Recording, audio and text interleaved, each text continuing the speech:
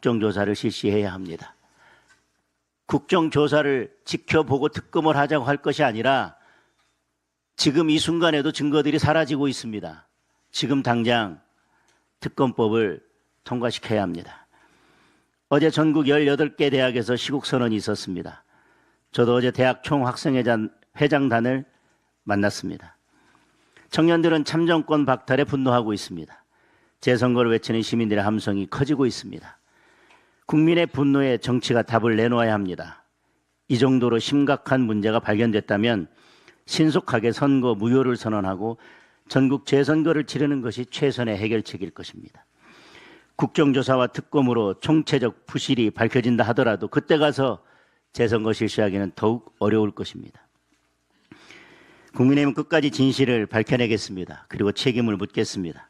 국민과 함께 끝까지 국민의 한 표를 지켜내겠습니다. 선거의 공정성을 다시 세우고 민주주의를 회복하겠습니다. 안보 관련된 말씀을 드리겠습니다. 한국과 중국의 시각을 비교하여 6.25 전쟁을 다양한 시각에서 이해할 수 있도록 기획했다. 참으로 어처구니가 없어서 다시 한번 읽겠습니다. 한국과 중국의 시각을 비교하여 6.25 전쟁을 다양한 시각에서 이해할 수 있도록 기획했다. 국방부 산하 전쟁기념관이 호국 보훈의 달이라면서 내놓은 초등학교 교육 프로그램에 대한 답입니다. 포스터에는 항미 원조라는 중국의 주장을 그대로 담았습니다.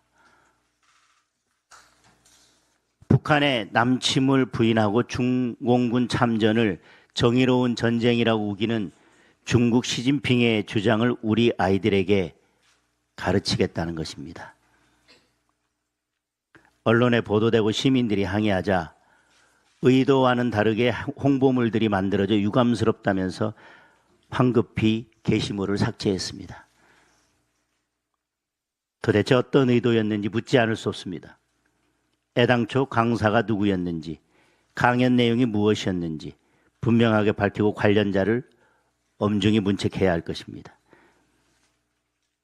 우리 군의 방첩사령부도 해체됐습니다. 결국 우리 군의 눈과 귀를 없애겠다는 것입니다.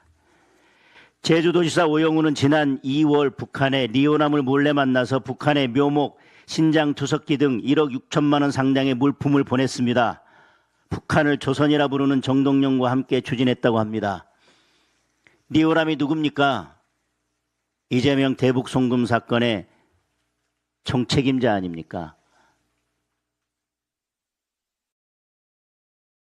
이 모든 안보 해체의 근원에 이재명이 있습니다. 이재명의 친북, 친중 바이러스가 대한민국을 오염시키고 있는 것입니다.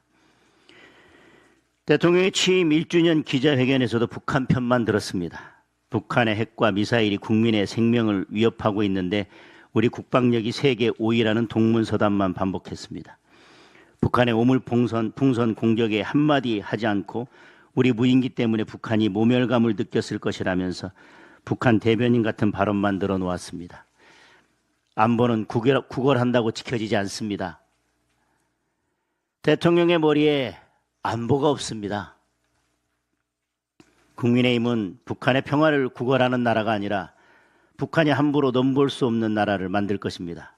대한민국의 자유 안보를 지키고 우리 아이들의 미래를 반드시 지켜내겠습니다.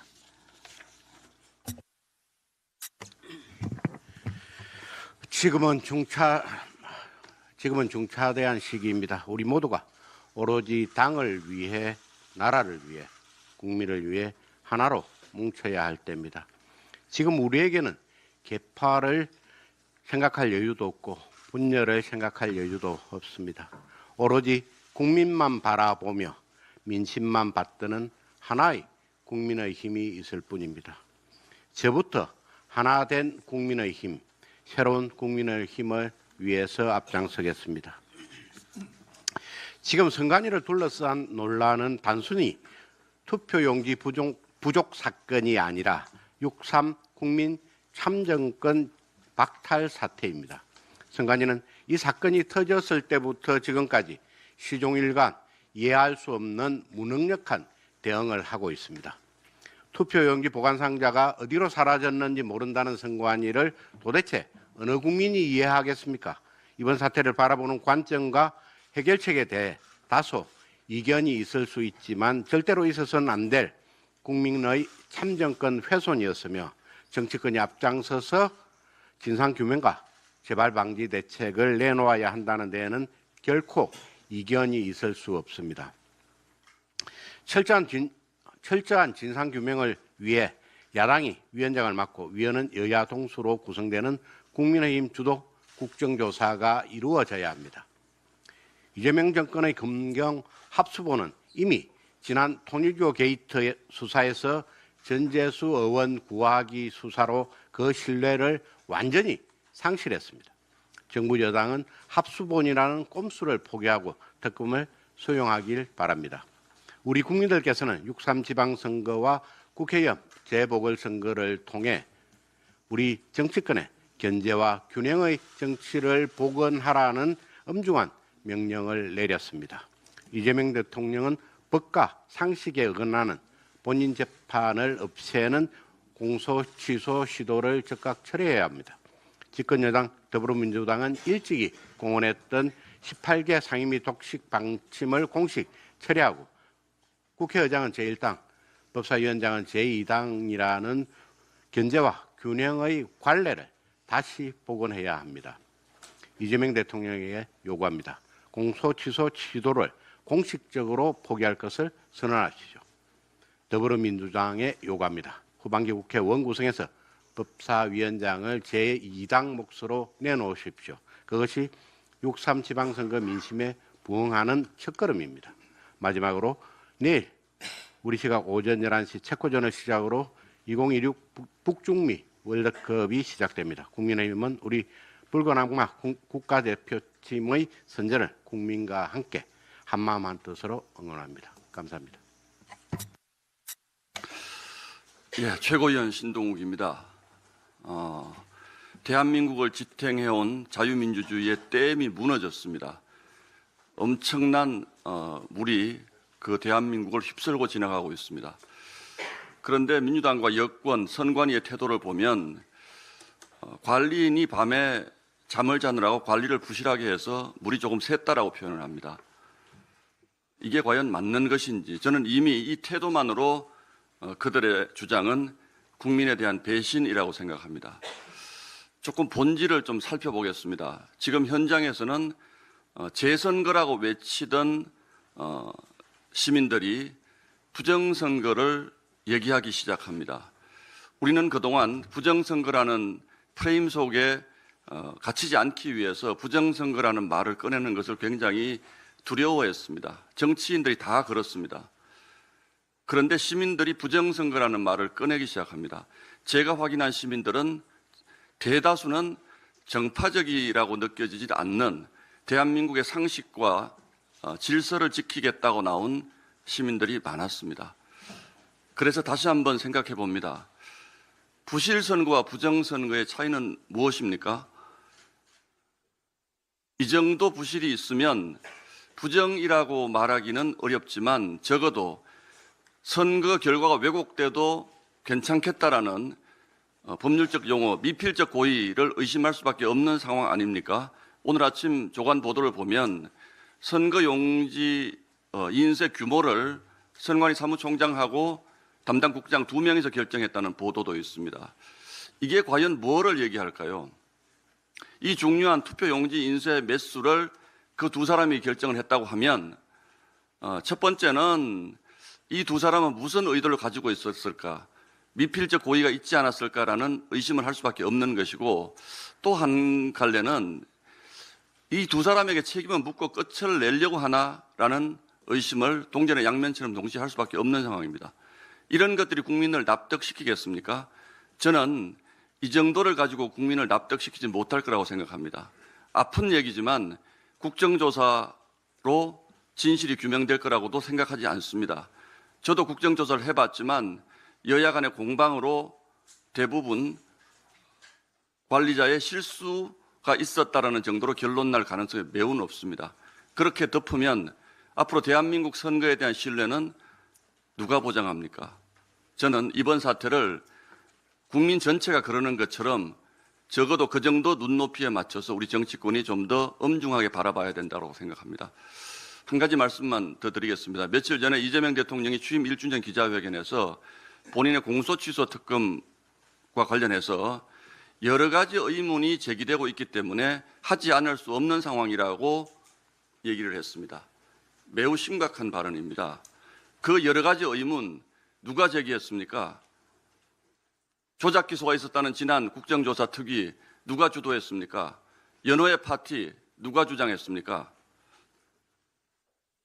전부 다 민주당과 여권에서 내놓은 의문들입니다. 그것을 해소하기 위해서 대통령이 자신의 죄와 관련해서 특검이 불가피하다, 특검을 할 수밖에 없다라고 얘기하는 것은 정말 기막힌 논리이자 구질구질한 말장난입니다. 이재명 대통령은 스스로 본인의 죄를 잘 알고 있는 것입니다. 스스로 죄를 자백하고 있는 것입니다. 그렇기 때문에 온 국민이 해서는 안 된다는 공소취소를 밀어붙이려고 하는 것 아닙니까? 부끄러움도 없이 그런 얘기를 취임 1주년 기자회견에서 당당하게 얘기합니다. 죄가 없으면 그렇게 할 필요가 없죠. 재판을 받든 아니면 임기 후에 재판을 받으면 죄가 없는 사람이 왜 공소취소를 이렇게까지 이런 정치적 부담을 무릅쓰고까지 밀어붙이려고 합니까? 이번 지방선거에서 공소취소 특검 하지 말아라는 국민의 심판을 이미 확인하지 않았습니까? 이걸 이대로 계속 밀어붙이면 더 큰 국민적 저항에 부딪힐 것이라는 점을 다시 한번 경고합니다. 이상입니다.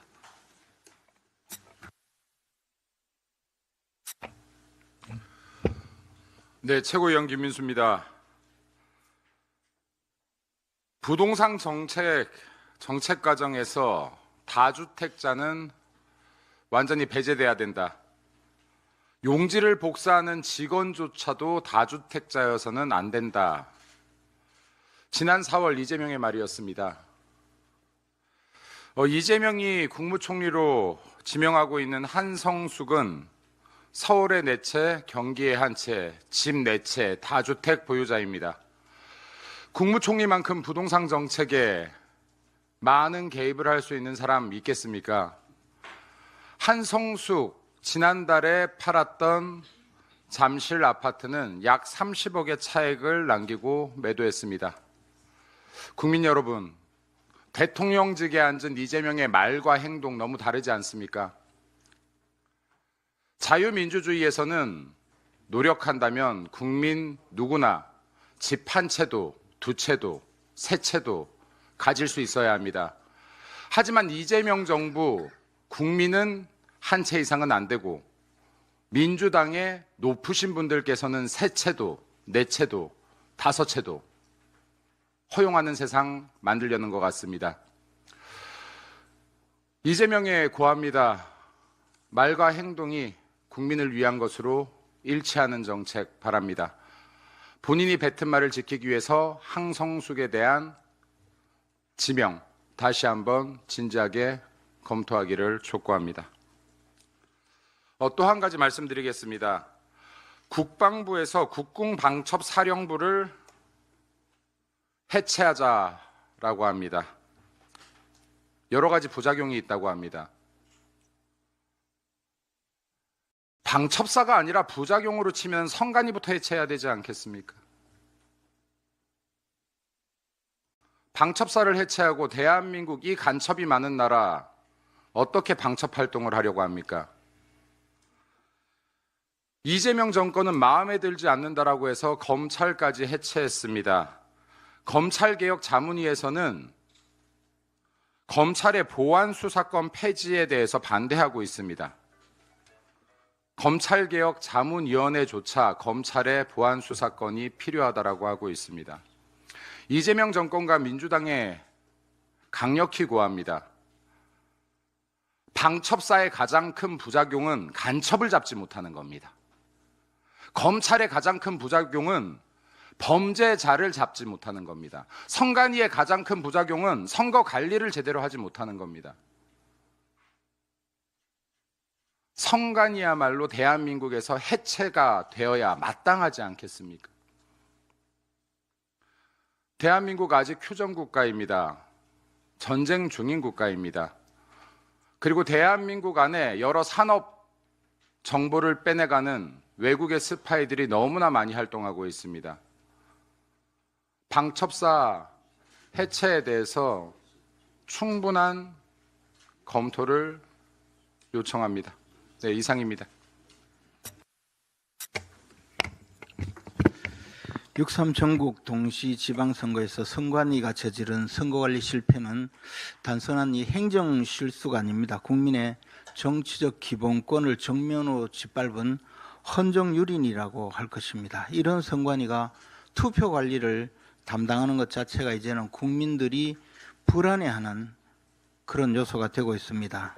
구체적 사실관계를 보자면 오늘 언론 보도에 계속 보도가 되고 있지만 전라북도 교육감 선거에서는 무려 1,104표의 집계가 증발이 됐다고 합니다. 이게 저는 이해가 가지 않는 것이 어떻게 전산 입력을 하지 않으면 실제로 이런 일이 벌어지고 이것이 전혀 교차 검토가 되지 않는 것인지 이해가 되지 않습니다. 이렇다면 선관위 직원들이 아무렇게나 입력을 해도 된다는 의미인지 저는 그 시스템에 대해서 도저히 이해가 되지 않습니다. 그렇게 해서 투표가 사라지면 그 후에 이것을 어떻게 찾아낼 수가 있겠습니까?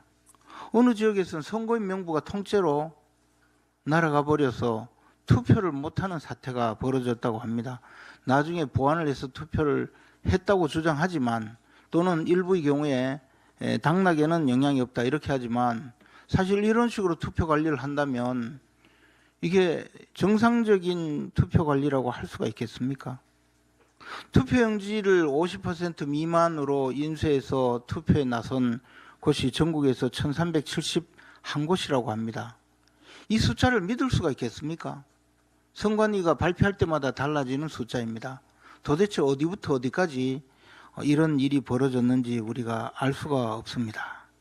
이것을 단순히 직무유기로 치부할 수 있을 것인지 아니면 이것이 더 나아가서 선관위 전체 시스템의 문제이고 공정한 선거 관리를 할 능력이 안 되는 것인지 의지가 없는 그런 기관인지 알 수가 없습니다. 이런 선관위의 잘못된 투표 관리 때문에 결국은 빙산의 일각처럼 이번에 투표를 못하는 사태가 발생하고 그것으로 국민이 알아챈 것 아닌가라는 생각이 들 수밖에 없습니다. 60민주항쟁 기념일인 지난 6월 10일 전국의 대학생들이 시국선언으로 분노를 표출하고 있습니다. 건국대, 경희대, 고려대, 부산대, 서강대, 서울과기대, 서울대, 서울시립대, 성균관대, 숙명여대, 숭실대, 연세대, 전남대, 전북대, 충북대, 한국예대, 한양대, 홍익대 18개 대학 총학생회에서 시국선언을 했습니다. 청년들이 거리로 나서고 시국선언을 한다는 것 자체가 이 문제가 특정 정파의 문제가 아니라 대한민국 민주주의 자체가 위기임을 말하는 것입니다. 도대체 우리 세대가 과거에 민주화운동을 했다고 주장하지만 지금 현재 젊은 세대들에게 우리가 해준 것이 뭐가 있습니까? 온통 취업하기 힘든 나라, 부동산 폭등으로 미래가 없는 나라, 그러면서 이제 결혼하기도 힘든 나라를 만들어 놓고 대학생들이 지금 기말 시험을 앞두고 시국선언까지 하게 만드는 이 일이 과연 정상적인 나라입니까? 투표용지 부족에 집계 오류, 표 증발까지 선관위의 총체적 부실은 이번 선거 전체의 정당성을 흔들고 있습니다. 선관위가 이런 정도의 부실한 선거 관리를 했다면 그것이 불법 행위라고 할 수밖에 없는 것입니다. 선거일로부터 14일 이내에 관할 선거관리위원회에 소청을 해야 합니다. 그 날짜가 다가오고 있습니다. 6월 17일 다음 주 화요일입니다.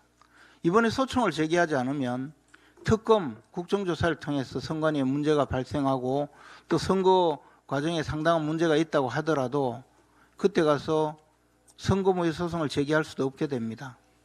그러므로 당에서는 일단 소청 절차를 진행하는 것이 마땅하다고 생각합니다.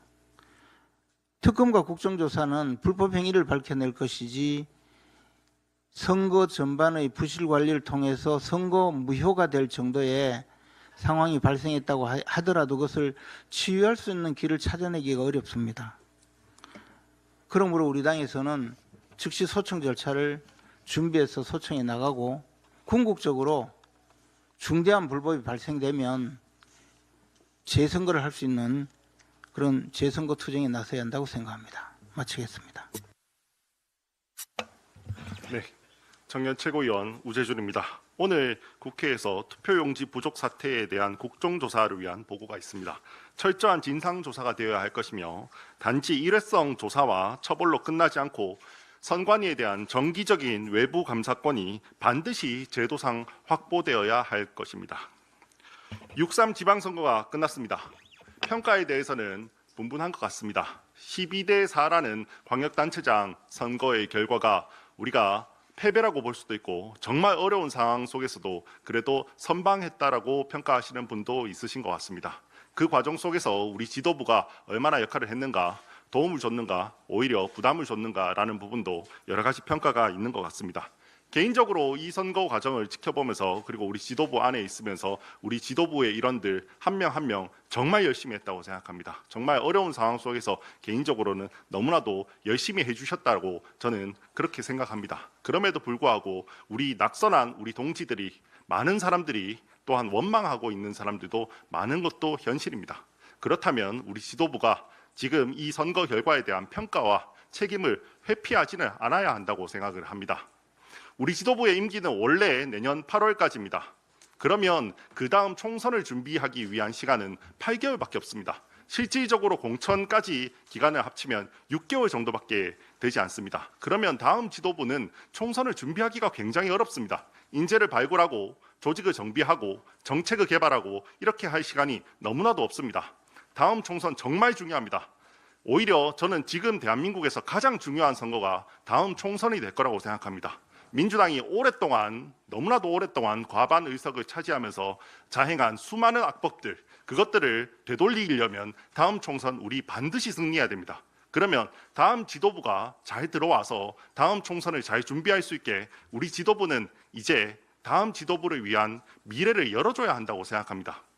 물론 저는 우리 지도부에 대해서 응원하는 우리 시민들, 우리 국민들, 당원들 많다는 거 알고 있습니다. 특히나 우리 장동혁 대표님을 좋아하는 그런 당원들 많다는 것 알고 있습니다.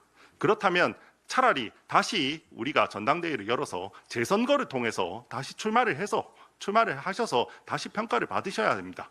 그래야지만 불만이 있는 당원들도 승복하고 우리가 다시 하나 되어서 갈 수 있습니다. 그렇기 때문에 저는 우리 지도부에 정식으로 제안합니다. 우리 모두 사퇴했으면 좋겠습니다. 그리고 다음 지도부를 위해서 미래를 열어줬으면 좋겠습니다. 이상입니다.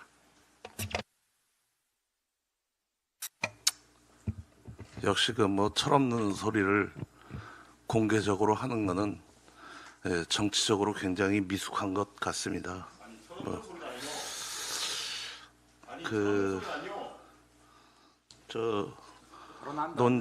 논쟁은 이따가 합시다. 그리고 단둘이 조용히 합시다. 요즘 넷플릭스에서 유행하고 있는 Teach Your Lesson이라는 드라마가 있습니다. 학교 폭력을 소재로 다루고 있습니다. 직역하면 따끔하게 혼내주겠다입니다. 따끔하게 혼나야 할 사람이 많은 세상이긴 합니다. 우리나라 제목으로는 참교육입니다. 제가 굳이 영어 표현을 쓴 이유는 참교육, 정의, 진실, 신뢰, 공정 이런 단어를 입에 달고 사는 분들 중에 실제 제대로 상당 기간 실천하고 계신다고 인정할 만한 분들을 불행하게도 아직까지 못 만났기 때문입니다. 학교 폭력을 소재로 한 영화와 드라마가 지금까지 꽤 많이 있었습니다.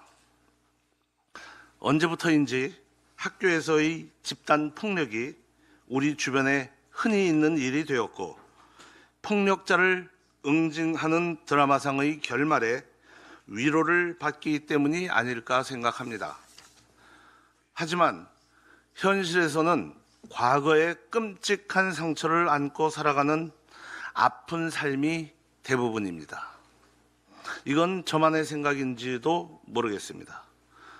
저 역시 집단 폭력은 아니어도 학창 시절 폭력의 피해자이기에 좀 우월적 지위에 있다고 약자를 짓밟는 강자의 오만함에 대해 생리적으로 분노하는지도 모르겠습니다.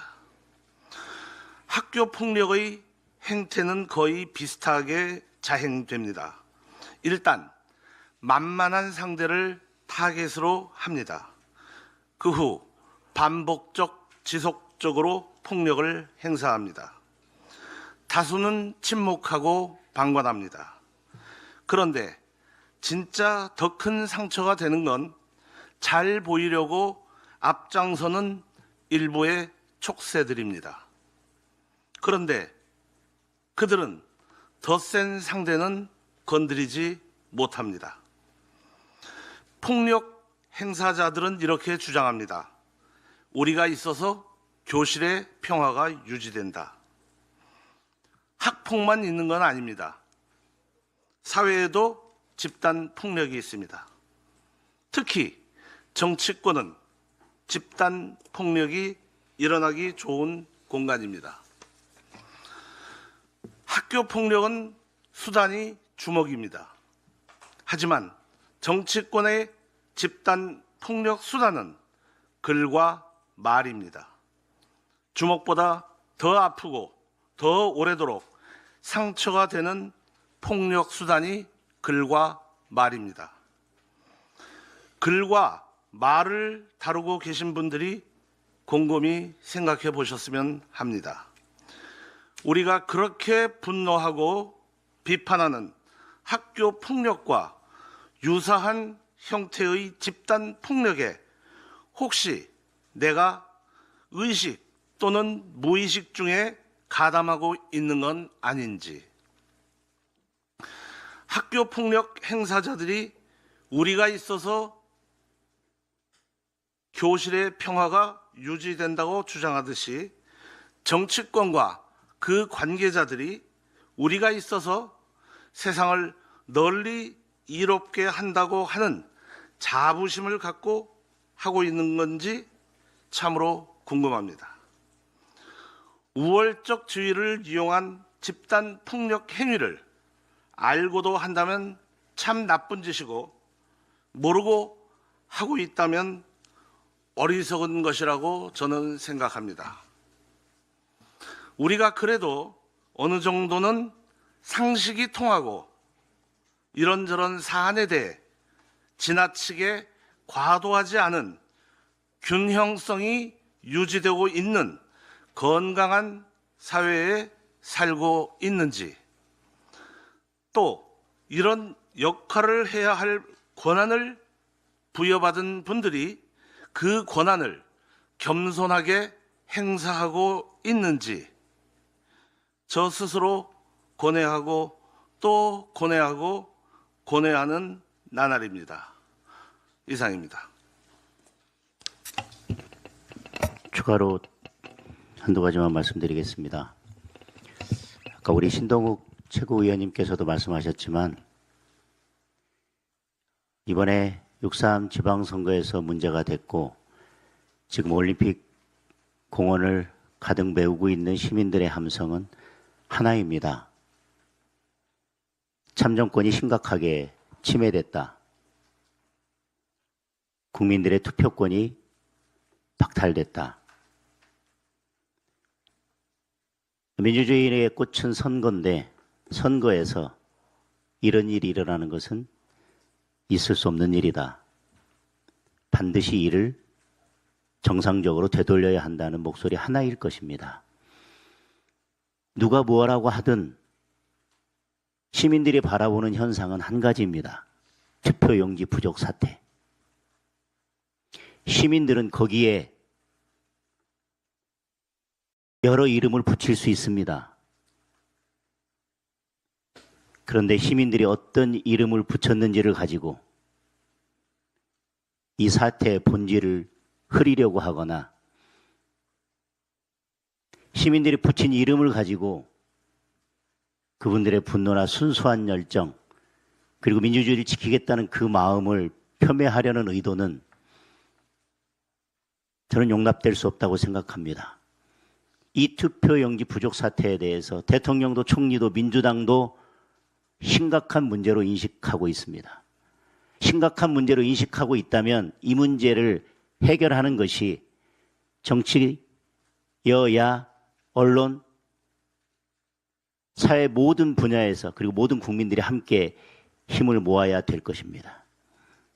그런데 한쪽에서 시민들이 이 사태에 대해서 어떤 이름을 붙였는지를 가지고 계속 이것을 폄훼하고 이 동력을 떨어뜨리려 하고 시민들을 흩어놓으려고 하는 그 시도는 저는 민주주의에 역행하는 것이라고 생각합니다.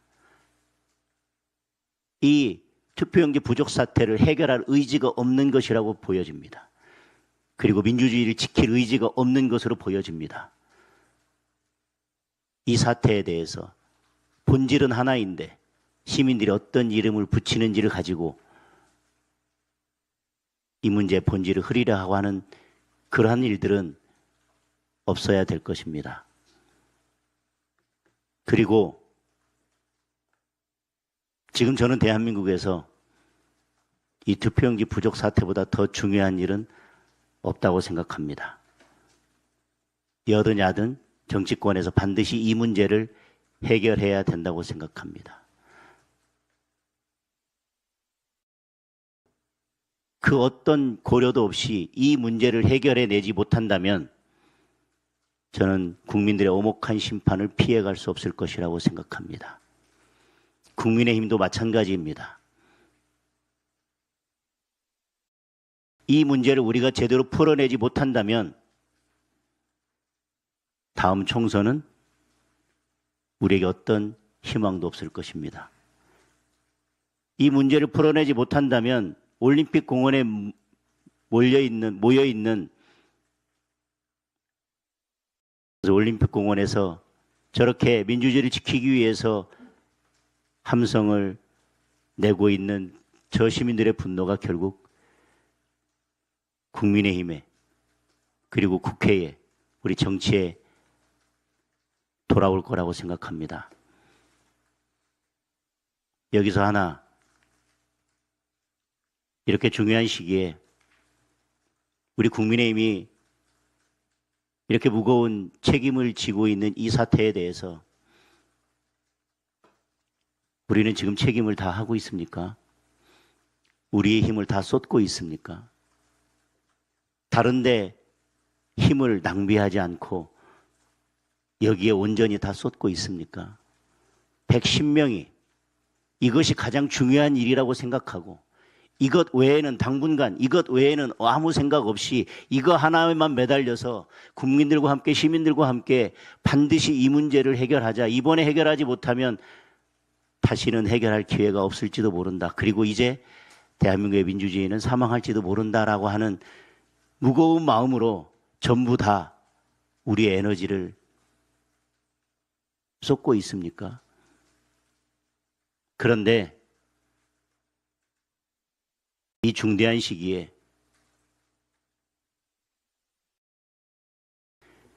지금 당내에서 분출되는 여러 목소리를 담아서 그 이슈로 간다면 우리는 정기국회 전까지 이 문제에 대해서 어떤 해결책도 내놓지 못하고 우리 당은 결국 우리 당내 문제로 매몰되게 될 것입니다. 그 문제와 그 문제는 다른 문제라고 계속 말씀하시지만 분명 나타나는 현상과 결과는 불을 보듯 뻔합니다. 원내 의원님들의 목소리 듣고 있습니다. 그것이 언론을 통해서 어떻게 변형되든지 언론의 보도도 다 보고 있습니다. 당원들의 목소리도 듣고 있습니다. 당원들의 목소리에 따라서 당원들이 뽑아준 당 지도부는 당을 위한 최선의 결정을 언제든지 저는 할 준비가 되어 있다고 생각합니다. 다른 최고위원님들과 논의하지 않았지만 저는 다른 최고위원님들도 똑같은 마음을 가지고 계시다고 생각합니다.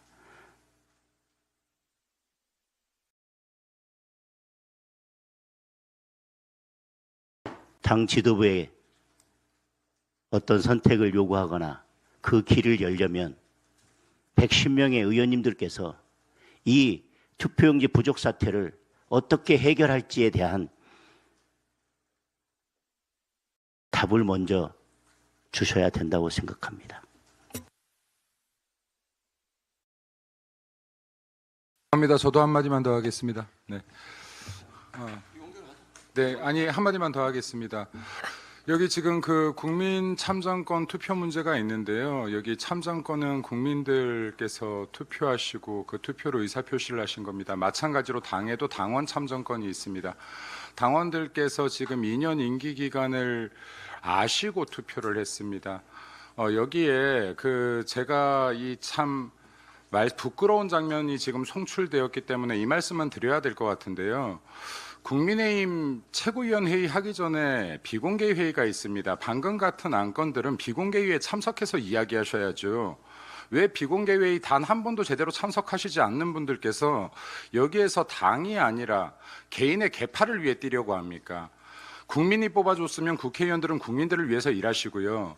그리고 지도부는 당원이 뽑아주셨으면 당원을 위해서 일하시기 바랍니다. 이상입니다.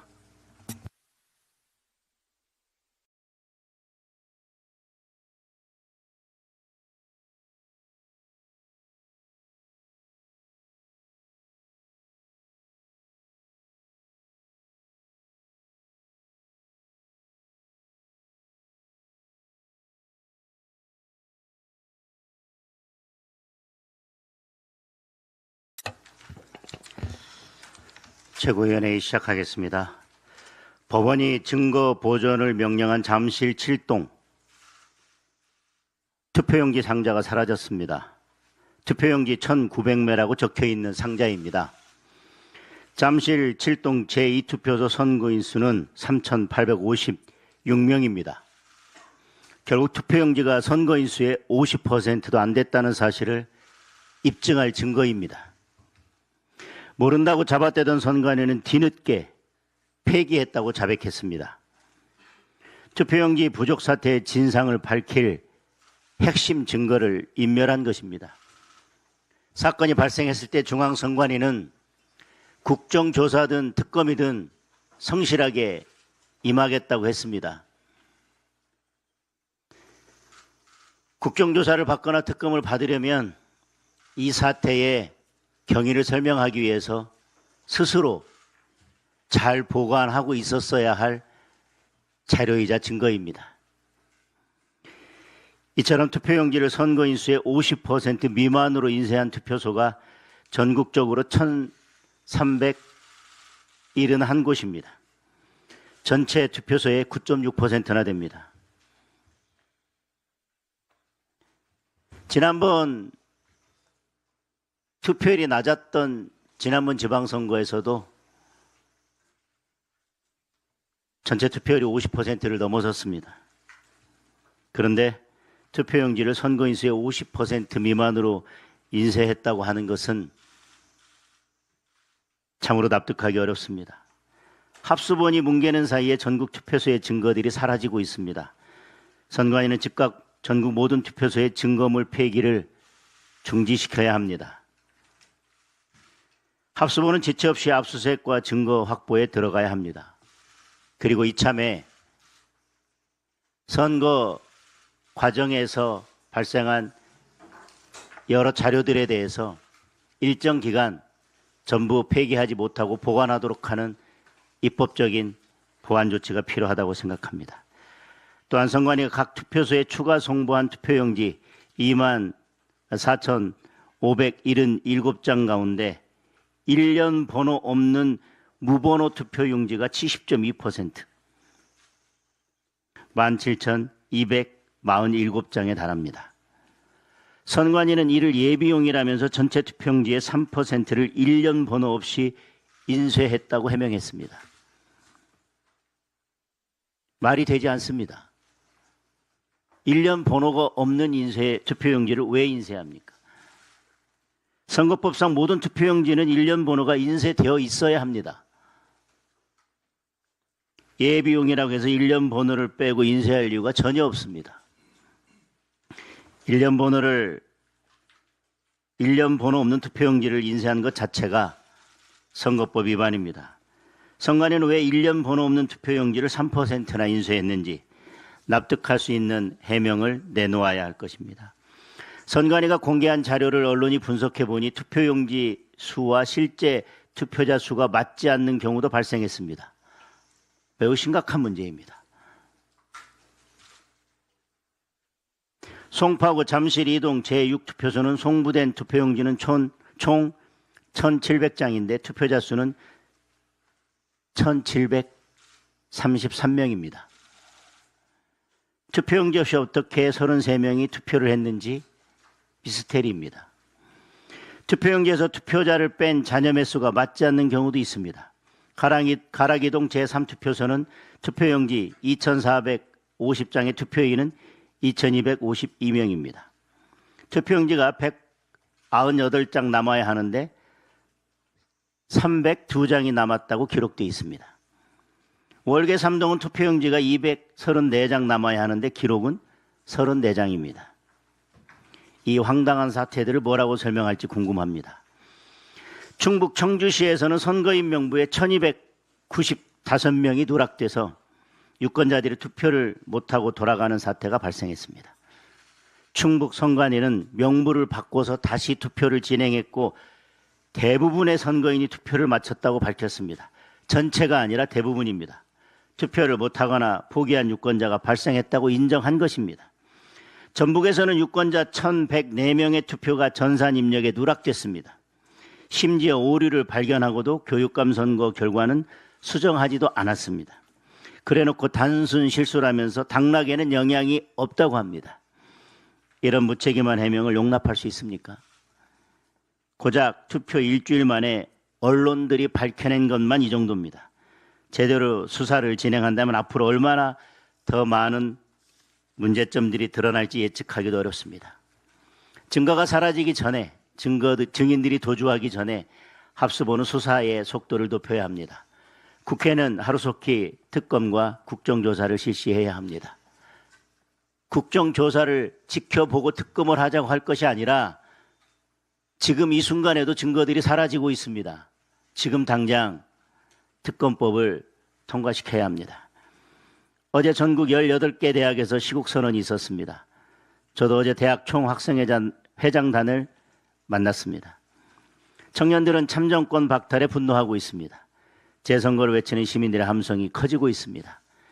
국민의 분노에 정치가 답을 내놓아야 합니다. 이 정도로 심각한 문제가 발견됐다면 신속하게 선거 무효를 선언하고 전국 재선거를 치르는 것이 최선의 해결책일 것입니다. 국정조사와 특검으로 총체적 부실이 밝혀진다 하더라도 그때 가서 재선거 실시하기는 더욱 어려울 것입니다. 국민의힘은 끝까지 진실을 밝혀내겠습니다. 그리고 책임을 묻겠습니다. 국민과 함께 끝까지 국민의 한 표를 지켜내겠습니다. 선거의 공정성을 다시 세우고 민주주의를 회복하겠습니다. 안보 관련된 말씀을 드리겠습니다. 한국과 중국의 시각을 비교하여 6.25 전쟁을 다양한 시각에서 이해할 수 있도록 기획했다. 참으로 어처구니가 없어서 다시 한번 읽겠습니다. 한국과 중국의 시각을 비교하여 6.25 전쟁을 다양한 시각에서 이해할 수 있도록 기획했다. 국방부 산하 전쟁기념관이 호국 보훈의 달이라면서 내놓은 초등학교 교육 프로그램에 대한 답입니다. 포스터에는 항미 원조라는 중국의 주장을 그대로 담았습니다. 북한의 남침을 부인하고 중공군 참전을 정의로운 전쟁이라고 우기는 중국 시진핑의 주장을 우리 아이들에게 가르치겠다는 것입니다. 언론에 보도되고 시민들이 항의하자 의도와는 다르게 홍보물들이 만들어져 유감스럽다면서 황급히 게시물을 삭제했습니다. 더 도대체 어떤 의도였는지 묻지 않을 수 없습니다. 애당초 강사가 누구였는지, 강연 내용이 무엇이었는지 분명하게 밝히고 관련자를 엄중히 문책해야 할 것입니다. 우리 군의 방첩사령부도 해체됐습니다. 결국 우리 군의 눈과 귀를 없애겠다는 것입니다. 제주도지사 오영우는 지난 2월 북한의 리오남을 몰래 만나서 북한의 묘목, 신장 투석기 등 1억 6천만 원 상당의 물품을 보냈습니다. 북한을 조선이라 부르는 정동영과 함께 추진했다고 합니다. 리오남이 누굽니까? 이재명 대북 송금 사건의 총책임자 아닙니까? 이 모든 안보 해체의 근원에 이재명이 있습니다. 이재명의 친북, 친중 바이러스가 대한민국을 오염시키고 있는 것입니다. 대통령의 취임 1주년 기자회견에서도 북한 편만 들었습니다. 북한의 핵과 미사일이 국민의 생명을 위협하고 있는데 우리 국방력이 세계 5위라는 동문서답만 반복했습니다. 북한의 오물풍선 공격에 한마디 하지 않고 우리 무인기 때문에 북한이 모멸감을 느꼈을 것이라면서 북한 대변인 같은 발언만 늘어놓았습니다. 안보는 구걸한다고 지켜지지 않습니다. 대통령의 머리에 안보가 없습니다. 국민의힘은 북한의 평화를 구걸하는 나라가 아니라 북한이 함부로 넘볼 수 없는 나라를 만들 것입니다. 대한민국의 자유 안보를 지키고 우리 아이들의 미래를 반드시 지켜내겠습니다.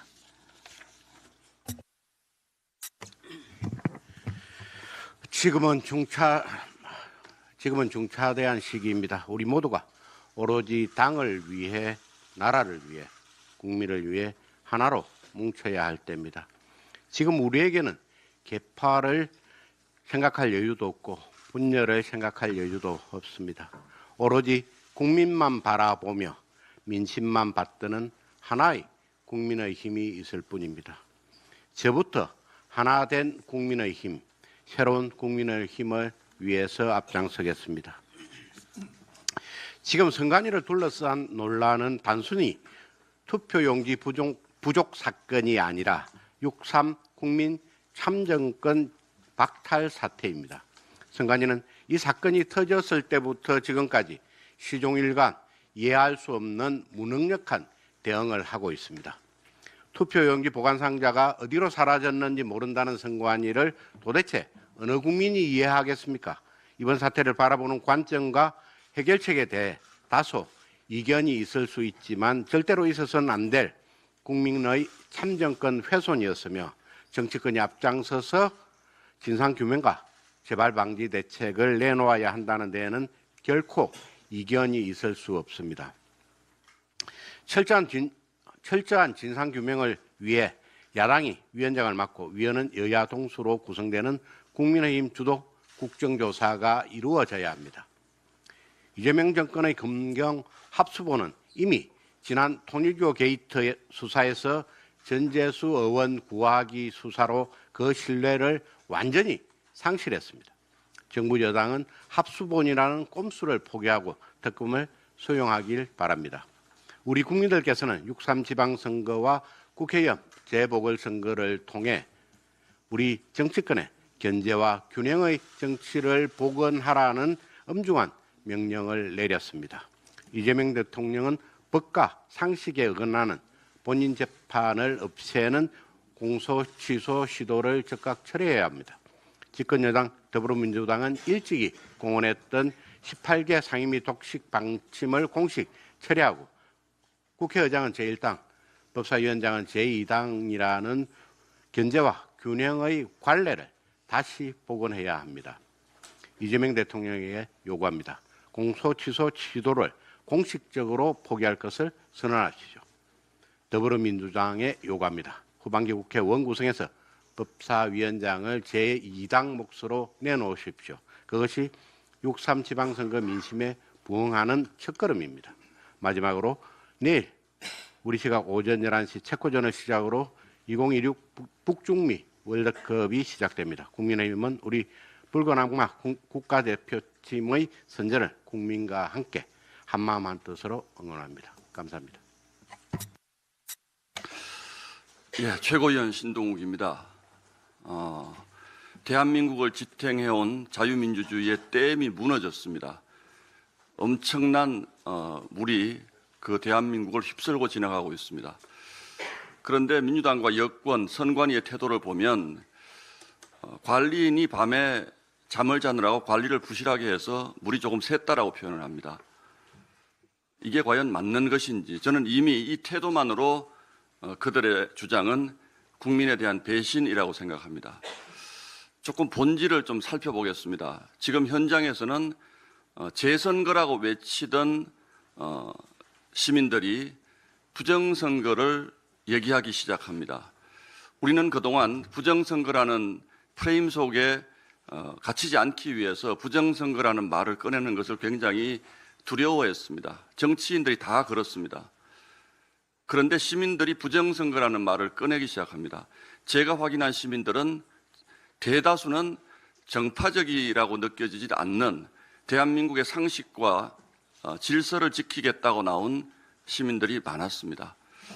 그래서 다시 한번 생각해 봅니다. 부실선거와 부정선거의 차이는 무엇입니까? 이 정도 부실이 있으면 부정이라고 말하기는 어렵지만 적어도 선거 결과가 왜곡돼도 괜찮겠다라는 법률적 용어, 미필적 고의를 의심할 수밖에 없는 상황 아닙니까? 오늘 아침 조간 보도를 보면 선거용지 인쇄 규모를 선관위 사무총장하고 담당 국장 2명이서 결정했다는 보도도 있습니다. 이게 과연 뭐를 얘기할까요? 이 중요한 투표용지 인쇄 매수를 그 두 사람이 결정을 했다고 하면 첫 번째는 이 두 사람은 무슨 의도를 가지고 있었을까? 미필적 고의가 있지 않았을까라는 의심을 할 수밖에 없는 것이고 또 한 갈래는 이 두 사람에게 책임을 묻고 끝을 내려고 하나라는 의심을 동전의 양면처럼 동시에 할 수밖에 없는 상황입니다. 이런 것들이 국민을 납득시키겠습니까? 저는 이 정도를 가지고 국민을 납득시키지 못할 거라고 생각합니다. 아픈 얘기지만 국정조사로 진실이 규명될 거라고도 생각하지 않습니다. 저도 국정조사를 해봤지만 여야 간의 공방으로 대부분 관리자의 실수가 있었다라는 정도로 결론 날 가능성이 매우 높습니다. 그렇게 덮으면 앞으로 대한민국 선거에 대한 신뢰는 누가 보장합니까? 저는 이번 사태를 국민 전체가 그러는 것처럼 적어도 그 정도 눈높이에 맞춰서 우리 정치권이 좀 더 엄중하게 바라봐야 된다고 생각합니다. 한 가지 말씀만 더 드리겠습니다. 며칠 전에 이재명 대통령이 취임 1주 전 기자회견에서 본인의 공소취소 특검과 관련해서 여러 가지 의문이 제기되고 있기 때문에 하지 않을 수 없는 상황이라고 얘기를 했습니다. 매우 심각한 발언입니다. 그 여러 가지 의문 누가 제기했습니까? 조작 기소가 있었다는 지난 국정조사 특위 누가 주도했습니까? 연호의 파티 누가 주장했습니까? 전부 다 민주당과 여권에서 내놓은 의문들입니다. 그것을 해소하기 위해서 대통령이 자신의 죄와 관련해서 특검이 불가피하다, 특검을 할 수밖에 없다라고 얘기하는 것은 정말 기막힌 논리이자 구질구질한 말장난입니다. 이재명 대통령은 스스로 본인의 죄를 잘 알고 있는 것입니다. 스스로 죄를 자백하고 있는 것입니다. 그렇기 때문에 온 국민이 해서는 안 된다는 공소 취소를 밀어붙이려고 하는 것 아닙니까? 부끄러움도 없이 그런 얘기를 취임 1주년 기자회견에서 당당하게 얘기합니다. 죄가 없으면 그렇게 할 필요가 없죠. 재판을 받든 아니면 임기 후에 재판을 받으면 죄가 없는 사람이 왜 공소 취소를 이렇게까지 이런 정치적 부담을 무릅쓰고까지 밀어붙이려고 합니까? 이번 지방선거에서 공소취소 특검 하지 말아라는 국민의 심판을 이미 확인하지 않았습니까? 이걸 이대로 계속 밀어붙이면 더 큰 국민적 저항에 부딪힐 것이라는 점을 다시 한번 경고합니다. 이상입니다.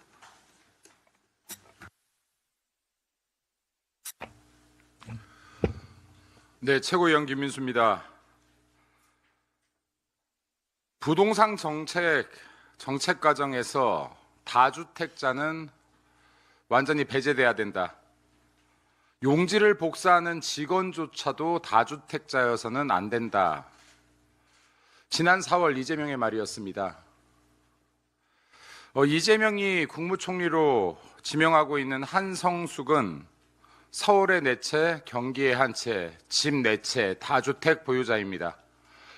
국무총리만큼 부동산 정책에 많은 개입을 할 수 있는 사람 있겠습니까?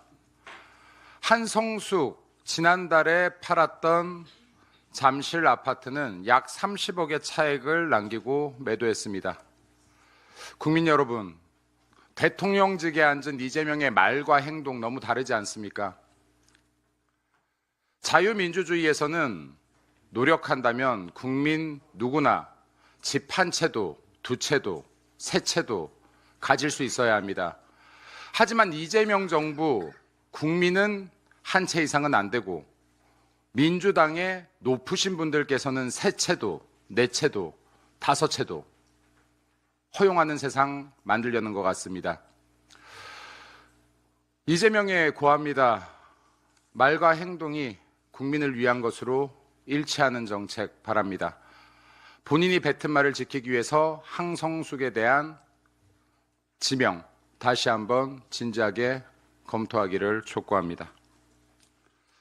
또 한 가지 말씀드리겠습니다. 국방부에서 국궁방첩사령부를 해체하자라고 합니다. 여러 가지 부작용이 있다고 합니다. 방첩사가 아니라 부작용으로 치면 성간이부터 해체해야 되지 않겠습니까? 방첩사를 해체하고 대한민국 이 간첩이 많은 나라 어떻게 방첩 활동을 하려고 합니까? 이재명 정권은 마음에 들지 않는다라고 해서 검찰까지 해체했습니다. 검찰개혁 자문위에서는 검찰의 보안수사권 폐지에 대해서 반대하고 있습니다. 검찰개혁 자문위원회조차 검찰의 보안수사권이 필요하다라고 하고 있습니다. 이재명 정권과 민주당에 강력히 고합니다. 방첩사의 가장 큰 부작용은 간첩을 잡지 못하는 겁니다. 검찰의 가장 큰 부작용은 범죄자를 잡지 못하는 겁니다. 선관위의 가장 큰 부작용은 선거 관리를 제대로 하지 못하는 겁니다. 선관위야말로 대한민국에서 해체가 되어야 마땅하지 않겠습니까? 대한민국 아직 휴전국가입니다. 전쟁 중인 국가입니다. 그리고 대한민국 안에 여러 산업 정보를 빼내가는 외국의 스파이들이 너무나 많이 활동하고 있습니다. 방첩사 해체에 대해서 충분한 검토를 요청합니다. 네, 이상입니다. 6.3 전국 동시 지방선거에서 선관위가 저지른 선거관리 실패는 단순한 이 행정 실수가 아닙니다. 국민의 정치적 기본권을 정면으로 짓밟은 헌정유린이라고 할 것입니다. 이런 선관위가 투표 관리를 담당하는 것 자체가 이제는 국민들이 불안해하는 그런 요소가 되고 있습니다.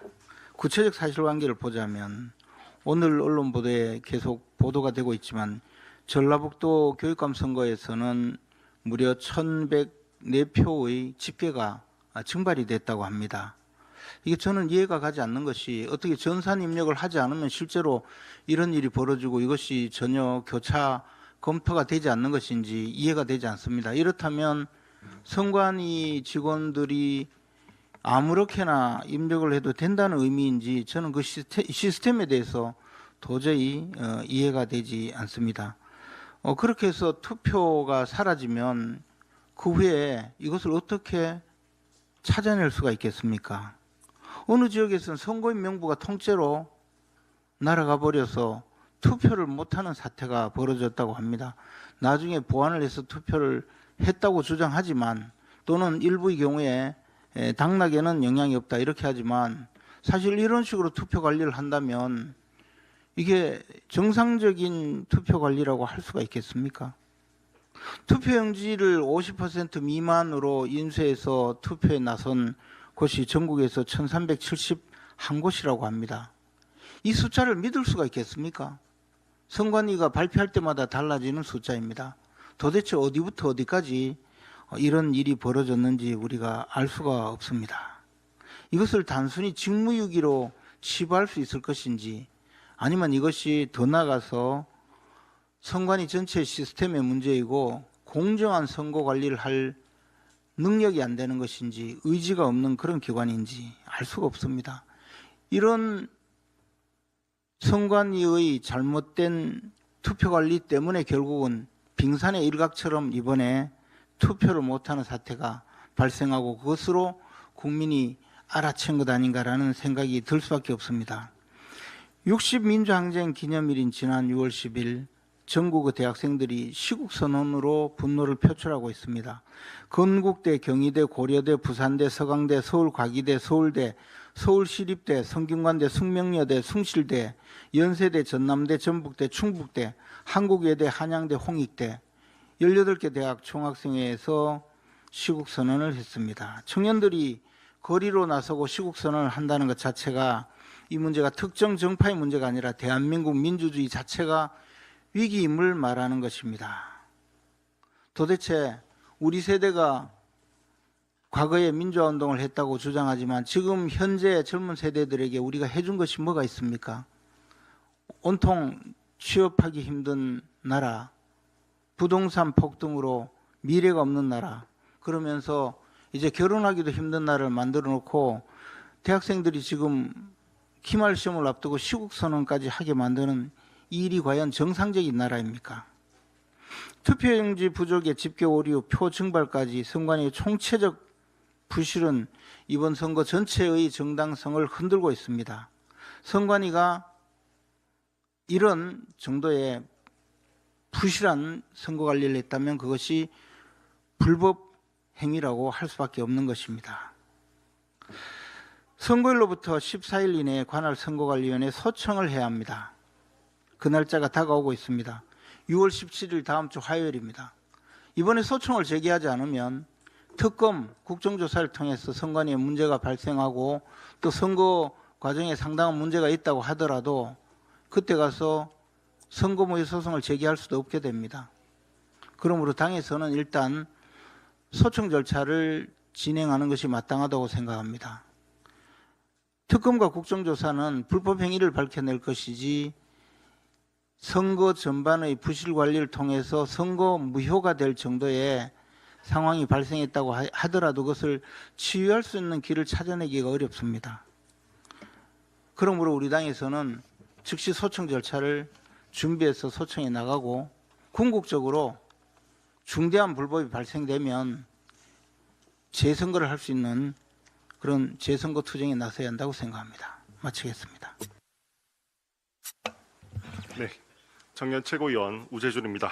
오늘 국회에서 투표용지 부족 사태에 대한 국정조사를 위한 보고가 있습니다. 철저한 진상조사가 되어야 할 것이며 단지 일회성 조사와 처벌로 끝나지 않고 선관위에 대한 정기적인 외부 감사권이 반드시 제도상 확보되어야 할 것입니다. 6.3 지방선거가 끝났습니다. 평가에 대해서는 분분한 것 같습니다. 12대 4라는 광역단체장 선거의 결과가 우리가 패배라고 볼 수도 있고 정말 어려운 상황 속에서도 그래도 선방했다라고 평가하시는 분도 있으신 것 같습니다. 그 과정 속에서 우리 지도부가 얼마나 역할을 했는가, 도움을 줬는가, 오히려 부담을 줬는가라는 부분도 여러 가지 평가가 있는 것 같습니다. 개인적으로 이 선거 과정을 지켜보면서 그리고 우리 지도부 안에 있으면서 우리 지도부의 일원들 한 명 한 명 정말 열심히 했다고 생각합니다. 정말 어려운 상황 속에서 개인적으로는 너무나도 열심히 해주셨다고 저는 그렇게 생각합니다. 그럼에도 불구하고 우리 낙선한 우리 동지들이 많은 사람들이 또한 원망하고 있는 사람들도 많은 것도 현실입니다. 그렇다면 우리 지도부가 지금 이 선거 결과에 대한 평가와 책임을 회피하지는 않아야 한다고 생각을 합니다. 우리 지도부의 임기는 원래 내년 8월까지입니다. 그러면 그 다음 총선을 준비하기 위한 시간은 8개월밖에 없습니다. 실질적으로 공천까지 기간을 합치면 6개월 정도밖에 되지 않습니다. 그러면 다음 지도부는 총선을 준비하기가 굉장히 어렵습니다. 인재를 발굴하고 조직을 정비하고 정책을 개발하고 이렇게 할 시간이 너무나도 없습니다. 다음 총선 정말 중요합니다. 오히려 저는 지금 대한민국에서 가장 중요한 선거가 다음 총선이 될 거라고 생각합니다. 민주당이 너무나도 오랫동안 과반 의석을 차지하면서 자행한 수많은 악법들, 그것들을 되돌리려면 다음 총선 우리 반드시 승리해야 됩니다. 그러면 다음 지도부가 잘 들어와서 다음 총선을 잘 준비할 수 있게 우리 지도부는 이제 다음 지도부를 위한 미래를 열어줘야 한다고 생각합니다. 물론 저는 우리 지도부에 대해서 응원하는 우리 시민들, 우리 국민들, 당원들 많다는 거 알고 있습니다. 특히나 우리 장동혁 대표님을 좋아하는 그런 당원들 많다는 것 알고 있습니다. 그렇다면 차라리 다시 우리가 전당대회를 열어서 재선거를 통해서 다시 출마를 하셔서 다시 평가를 받으셔야 됩니다.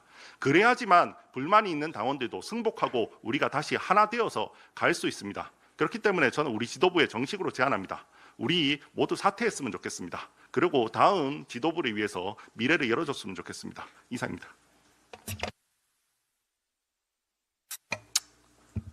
역시 그 뭐 철없는 소리를 공개적으로 하는 것은 정치적으로 굉장히 미숙한 것 같습니다.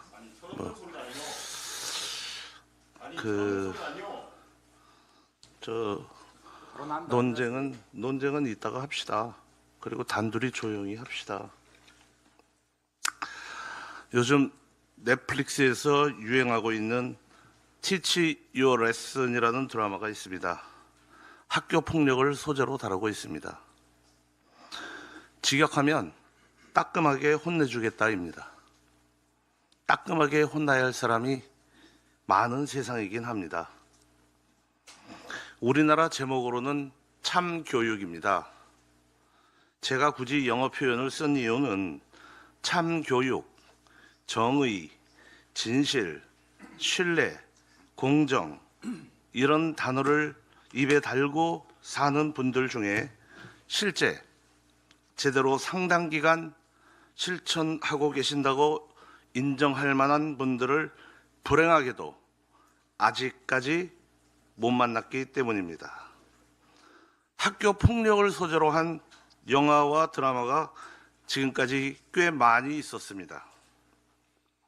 언제부터인지 학교에서의 집단 폭력이 우리 주변에 흔히 있는 일이 되었고 폭력자를 응징하는 드라마상의 결말에 위로를 받기 때문이 아닐까 생각합니다. 하지만 현실에서는 과거의 끔찍한 상처를 안고 살아가는 아픈 삶이 대부분입니다. 이건 저만의 생각인지도 모르겠습니다. 저 역시 집단 폭력은 아니어도 학창시절 폭력의 피해자이기에 좀 우월적 지위에 있다고 약자를 짓밟는 강자의 오만함에 대해 생리적으로 분노하는지도 모르겠습니다. 학교 폭력의 행태는 거의 비슷하게 자행됩니다. 일단 만만한 상대를 타겟으로 합니다. 그 후 반복적, 지속적으로 폭력을 행사합니다. 다수는 침묵하고 방관합니다. 그런데 진짜 더 큰 상처가 되는 건 잘 보이려고 앞장서는 일부의 촉새들입니다. 그런데 그들은 더 센 상대는 건드리지 못합니다. 폭력 행사자들은 이렇게 주장합니다. 우리가 있어서 교실의 평화가 유지된다. 학폭만 있는 건 아닙니다. 사회에도 집단 폭력이 있습니다. 특히 정치권은 집단 폭력이 일어나기 좋은 공간입니다. 학교 폭력은 수단이 주먹입니다. 하지만 정치권의 집단 폭력 수단은 글과 말입니다. 주먹보다 더 아프고 더 오래도록 상처가 되는 폭력 수단이 글과 말입니다. 글과 말을 다루고 계신 분들이 곰곰이 생각해 보셨으면 합니다. 우리가 그렇게 분노하고 비판하는 학교 폭력과 유사한 형태의 집단 폭력에 혹시 내가 의식 또는 무의식 중에 가담하고 있는 건 아닌지, 학교 폭력 행사자들이 우리가 있어서 교실의 평화가 유지된다고 주장하듯이 정치권과 그 관계자들이 우리가 있어서 세상을 널리 이롭게 한다고 하는 자부심을 갖고 하고 있는 건지 참으로 궁금합니다. 우월적 지위를 이용한 집단 폭력 행위를 알고도 한다면 참 나쁜 짓이고, 모르고